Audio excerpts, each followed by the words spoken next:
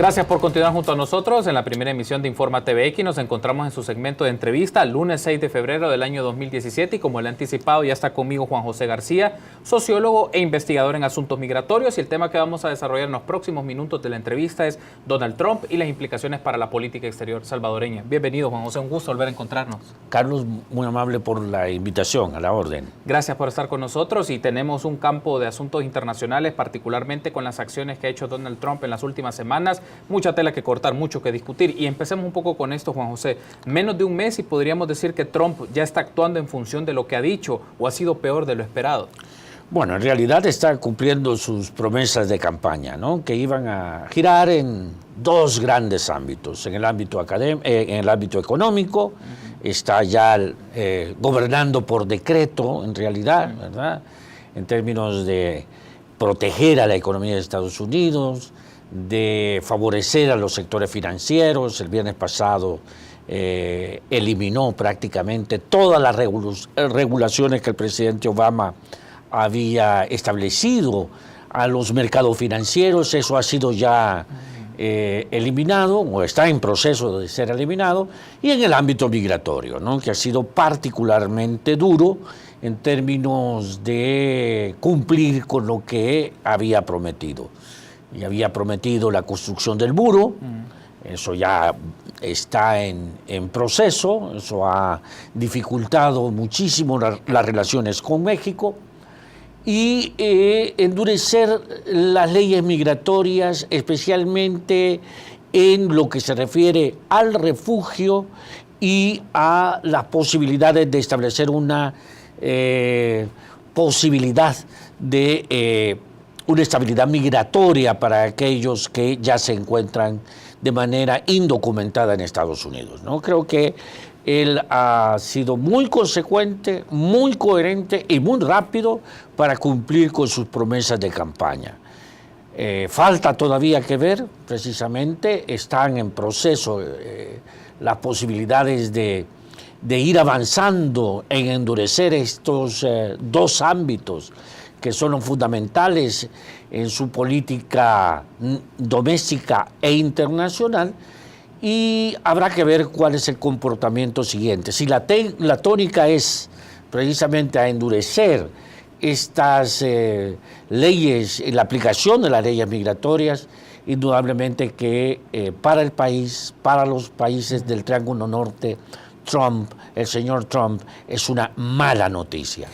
Hay un aspecto, Juan José, ya vamos a entrar en detalle con el caso del Triángulo Norte en Centroamérica y El Salvador y su política exterior en particular, pero quiero destacar esto, ¿no? Que en poco tiempo Donald Trump, y sobre todo la fecha que hay que señalar como a destacar, el 27 de enero, por las órdenes ejecutivas, y esto es interesante porque es un presidente que empieza a desarrollar acciones o medidas, ¿no? Desde el campo de la presidencia, a través de esta función que tiene el presidente de los Estados Unidos, órdenes ejecutivas, ya sea a través de acciones o decretos ejecutivos, y esto es interesante en la medida de cómo va dando la pauta según lo que el presidente quiere hacer con esas funciones que tiene. Juan José, eso creo que es interesante verlo, es cómo el presidente puede aprovechar o emplear al máximo esta función de órdenes, decretos de carácter ejecutivo y acciones de carácter ejecutivo para implementar las medidas de política pública que él estuvo promoviendo en el campo de la campaña. Así es, y vamos a poner a prueba cuán presidencialista es el régimen político en Estados Unidos. Acordémonos que Estados Unidos ha tenido un gran teórico de Tocqueville, ¿verdad? Que su obra todavía tiene vigencia, ¿no? Y uno de sus elementos fundamentales es precisamente el equilibrio de poder, el balance de los poderes, ¿verdad? Vamos a ver ahora cuán balanceado es el sistema político de Estados Unidos. El problema es que no solamente los republicanos tienen la presidencia, sino que tienen el control absoluto del Congreso y del Senado. En el Senado tienen mayoría y en la Cámara Baja tienen también mayoría. Vamos a ver ahora cómo se comporta el sistema judicial. La Corte Suprema de Justicia está siendo ya dominada también por jueces conservadores, jueces que fueron instalados por regímenes republicanos. En este sentido vamos a tener a un sistema político dominado por el conservadurismo, dominado por posiciones de alguna manera que revierten los procesos iniciados por el presidente Obama. Y ya lo vemos, ¿verdad? En realidad, el presidente Trump ha ya instalado, aprobado ya a un juez, sustituyendo al juez que murió a finales del año pasado, de corte conservador. Y con eso, precisamente, con el nombramiento de este quinto juez, es muy probable que tengan la mayoría también esta política, esta concepción, esta ideología conservadora mantenga mayoría también en la Corte Suprema. Y eso es gravísimo, ¿no? Y el mejor ejemplo que podemos discutir con este análisis que usted brinda, Juan José, es justamente lo que ha ocurrido con la orden ejecutiva de Trump del 27 de enero, en el cual impedía la entrada de refugiados e inmigrantes de 7 países por un periodo de 90 días y otras acciones en el campo migratorio. Un juez federal, James Roberts, ha bloqueado tal acción y luego esto está en la instancia de la Corte de Apelaciones. Pero la discusión aquí es interesante, cómo es el pulso de la presidencia con el órgano judicial y que se puede llevar al escenario del Tribunal Supremo Federal en los Estados Unidos. Y eso podría ser interesante, o la lectura, ¿no? Las implicaciones que esto tiene de tener una correlación de jueces de carácter conservador que no solo van a legislar en función de esos temas, también está la discusión sobre el tema del aborto en los Estados Unidos, que es una política de Trump. ¿Cómo podemos hacer esa lectura también? Lo que decía antes, ¿no? El problema es que esta visión conservadora, esta visión xenofóbica contra la migración, contra ciertos valores liberales, la cuestión, tú mencionabas, Carlos, está en el debate actualmente la cuestión del aborto. Hay ya un decreto presidencial por parte del presidente Trump en donde congela los fondos a todas aquellas organizaciones nacionales o internacionales pro aborto, en realidad, ¿verdad? Entonces eso, dijéramos, pone casi en términos absolutos esta visión conservadora que va a pasar en la Corte Suprema de Justicia en Estados Unidos, que es la máxima instancia jurídica, cuando el presidente Trump ha nombrado a un juez conservador y con eso tiene mayoría conservadora en la Corte Suprema de Justicia. Entonces, los conservadores han logrado algo que en la historia de Estados Unidos prácticamente nunca se había experimentado, en donde un partido, una visión, una ideología tiene el control prácticamente de las instancias del Estado. Tocqueville se estará devanando en su tumba, ¿no? Cuando ve esta correlación de fuerzas totalmente favorable a esta visión conservadora, en donde el famoso principio democrático de la estabilidad de los poderes, es decir, que los pesos y contrapesos prácticamente están siendo borrados del mapa político en Estados Unidos. Y esto producto de elemento democrático fundamental que son las elecciones, al estilo de Estados Unidos igualmente, porque en términos de voto popular ganó la señora Clinton, pero en términos de el sistema político de Estados Unidos ganó el señor Trump. Entonces, dijéramos, esto tiene legitimidad, ¿verdad? Esta visión conservadora no es de ninguna manera ilegítima. Es el pueblo de Estados Unidos el que votó por esta visión.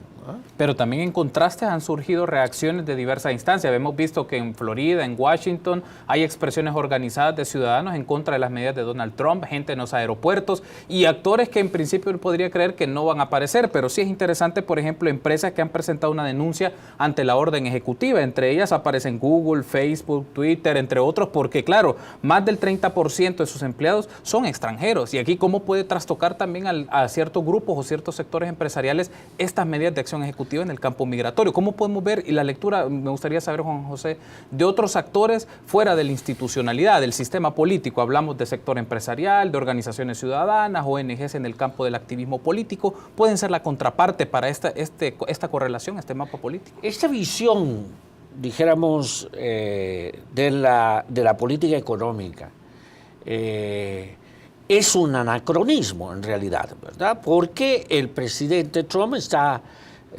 instalando una serie de medidas económicas que van en contra de la lógica histórica de Estados Unidos y del mundo en realidad, ¿no? Bajo el principio simple de que los consumidores en Estados Unidos deben de consumir productos norteamericanos y las empresas deben de contratar a ciudadanos norteamericanos. Se olvida la apertura económica de 70 años. Se borra de un plumazo la apertura comercial básica que emerge después de la Segunda Guerra Mundial. Una pregunta básica hay que hacerse entonces: ¿es viable la economía de Estados Unidos sin mano de obra migrante? ¿Es viable la agricultura de Estados Unidos sin la mano de obra mexicana, centroamericana, que va y corta las cosechas de uva en el Valle de Coachella o las verduras en el Valle de San Fernando? ¿Es viable la posibilidad del desarrollo económico de Estados Unidos sin el aporte laboral de la fuerza de trabajo migrante?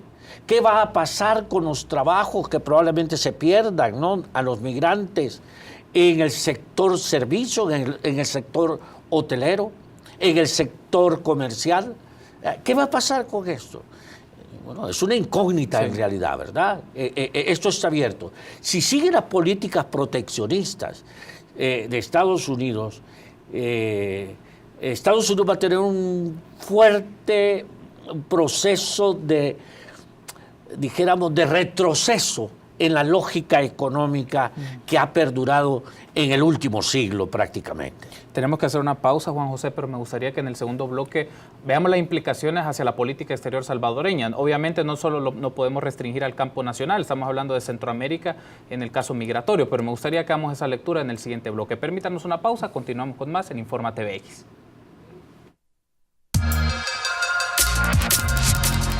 Gracias por continuar junto a nosotros en el segmento de entrevista de Informa TVX. En esta oportunidad me acompaña Juan José García, sociólogo e investigador en asuntos migratorios. Hablamos un poco de Donald Trump y las implicaciones para la política exterior salvadoreña. Retomando un poco el campo económico que usted mencionaba en el bloque anterior, Juan José, es interesante mencionar algunos extractos del discurso de Donald Trump, el discurso de toma de posesión. Y justamente la frase que usted dijo es una de las más como que nos da una idea para reflexionar por dónde va este asunto. Vamos a seguir dos simples reglas: comprar estadounidense y contratar estadounidenses. Pero claro, en consecuencia de esta acción, Trump saca a Estados Unidos del acuerdo transpacífico. Claro, y el tema es, han reaccionado políticos, particularmente está el caso del senador republicano John McCain, mencionando que este es un error estratégico para el comercio de los Estados Unidos. Entonces, ¿cómo el tema, y lo hablábamos antes de entrar al aire, cómo el tema de esta lógica de proteccionismo puede ser en principio para afectar a cierto tipo de corporaciones, pero otros seguramente van a salir ganando en esta dinámica de proteccionismo interno del mercado de los Estados Unidos?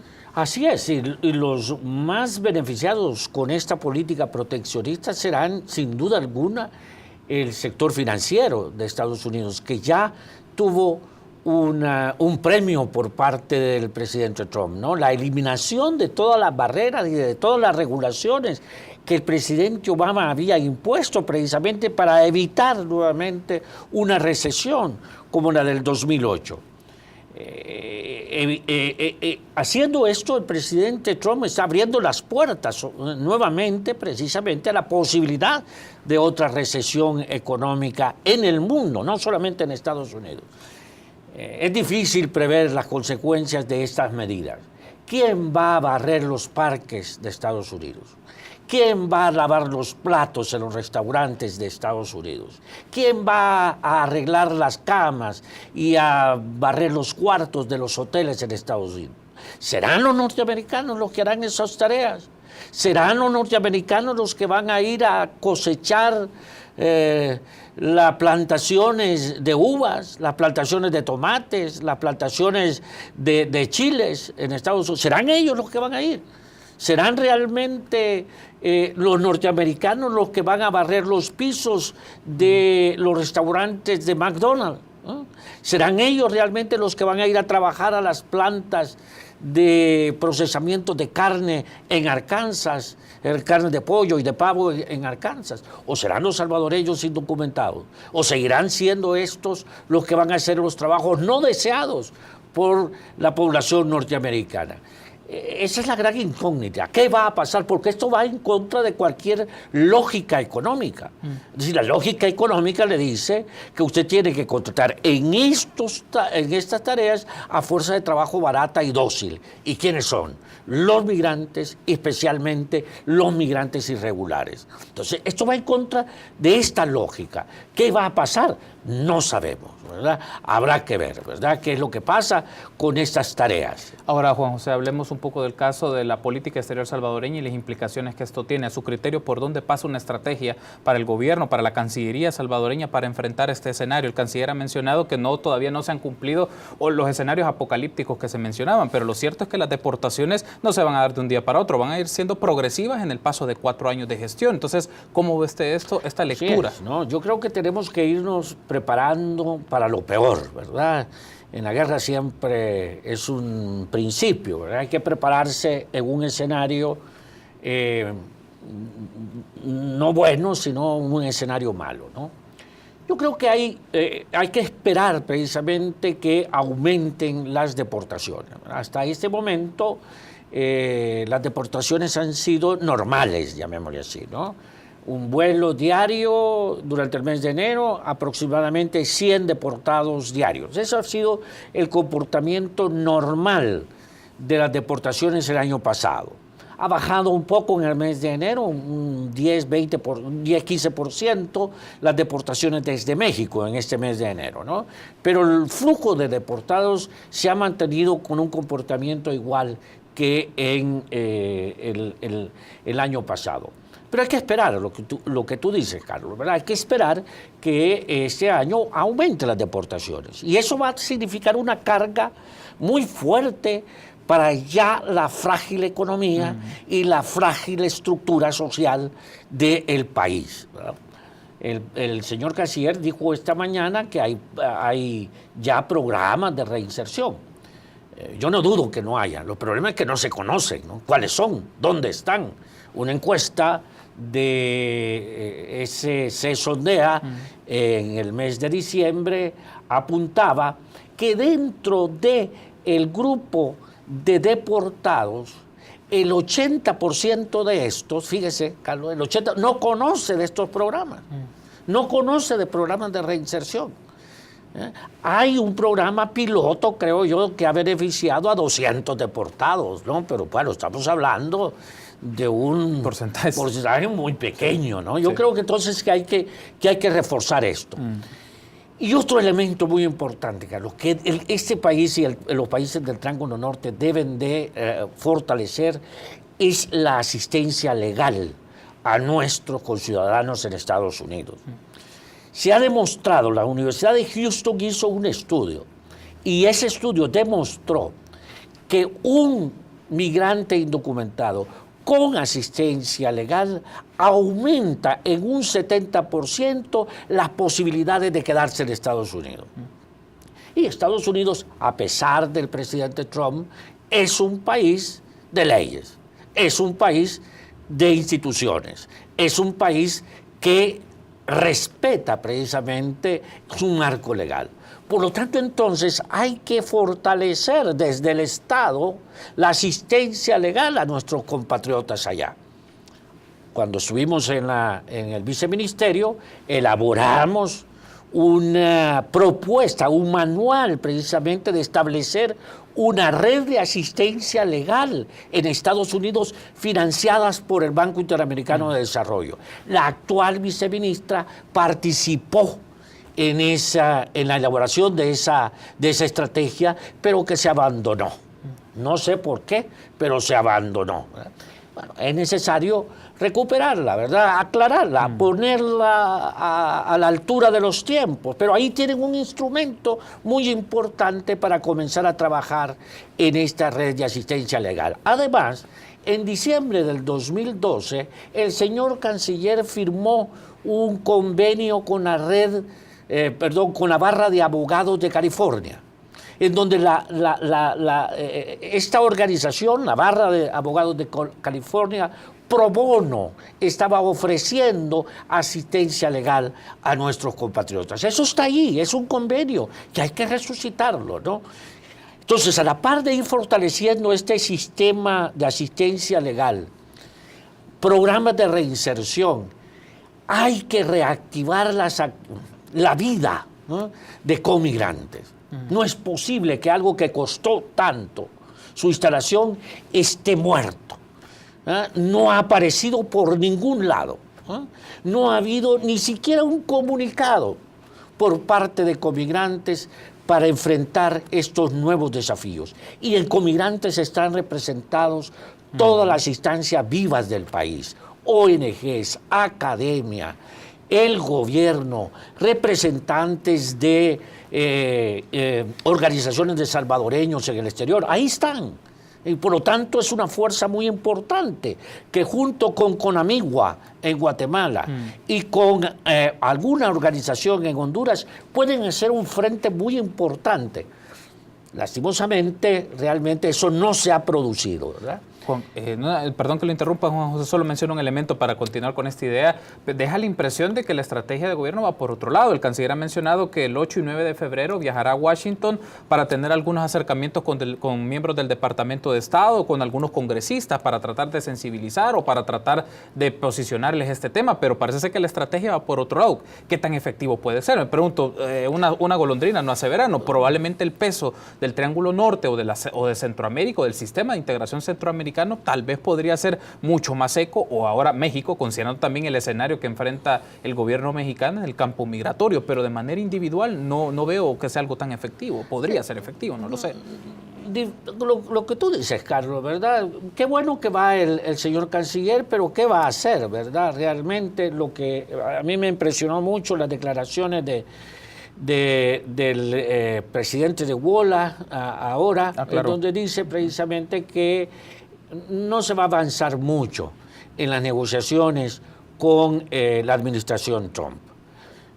Los países del Triángulo Norte y México tienen muy poco espacio de diálogo y de negociación con esta administración.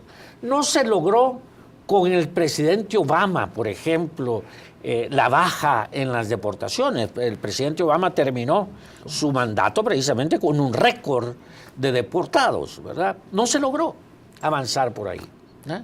Ahora el director de ICE es precisamente el que fue responsable de las deportaciones durante la administración Obama, ¿no? Entonces, todo indica que por esa vía de negociaciones y de diálogo con la administración Trump va a ser muy poco lo que se pueda lograr. Habrá que esperar lo que el señor canciller pueda hacer, ¿verdad? Allá. Ojalá que traiga buenas noticias, ¿verdad? Ojalá que efectivamente haya posibilidades de traer buenas noticias como qué va a pasar con el TPS, ¿verdad? Que es otra de las cosas que está todavía en el aire, ¿verdad? Y no sabemos lo que pueda pasar con el TPS, ¿verdad? Tenemos TPS, un nuevo TPS adelante, pero no sabemos qué es lo que va a pasar después. En fin, yo creo que hay necesidad muy fuerte de fortalecer nuestras instituciones, especialmente para reintegrar a nuestros deportados.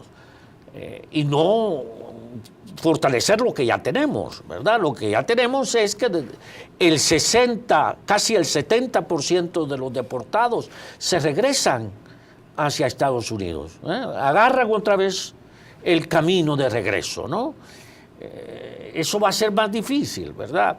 Aunque el muro sea nada más un símbolo, ¿verdad? Porque el muro históricamente no ha disminuido los flujos migratorios. Según la encuesta de la UCA reciente, de principios de año, señalaba que el 17% de los hogares tuvo en el 2016 que emigrar a otros miembros de ese 17% de los hogares entrevistados tuvieron que emigrar. Eso significa, en términos nacionales, más de 300.000 hogares que se vieron afectados por la violencia y que la violencia hizo que emigraran a otro país. Tengo que cerrar la entrevista, Juan José, con una última interrogante. Nos restan un par de minutos nada más, pero es ¿cómo hacemos la lectura de ciertas acciones de política exterior de los Estados Unidos que han manejado por diferentes momentos de los últimos años? Particularmente pienso en la Alianza para la Prosperidad, pienso, por ejemplo, en el tema de la intervención en el campo contra la corrupción, o, por ejemplo, también se piensa en las acciones en materia de reforzamiento contra la inseguridad en el Triángulo Norte. ¿Cómo podemos hacer la lectura de estas medidas de acciones de política de exterior de los Estados Unidos en el campo de seguridad con una correlación conservadora en los Estados Unidos? ¿Cómo podemos ver eso? Bueno, yo creo que la Alianza para la Prosperidad realmente nos brinda una ventana de oportunidades muy grande, ¿verdad? Entiendo que está por firmarse el convenio con el gobierno de Estados Unidos por $750 millones. Eso ya es significativo. Pero de nada nos va a servir estos $750 millones si seguimos haciendo lo mismo. Si los proyectos de fortalecimiento del tejido productivo siguen siendo hechos y diseñados con la misma lógica, que no es una lógica de detener población, de retener población, que no es una lógica precisamente de que estas actividades económicas sean instrumentos que fortalezcan el arraigo de nuestra gente en la comunidad. Si el problema no es la pobreza, dijéramos, ¿no?, como sector de expulsión. En esta encuesta de CS Sondea se demuestra precisamente que el sector que más expulsa población en este momento es el sector de más altos ingresos, aquellos que tienen ingresos de 1.500 o más. Ahí el 60% está pensando en migrar. O sea, no es un tema de ingresos, no es un tema de pobreza, no es un tema de falta de oportunidades económicas y educativas. Si el 70% de los que se van o estaban estudiando o estaban trabajando antes de irse. Entonces, no es un problema únicamente de falta de oportunidades, es algo más que eso, ¿verdad?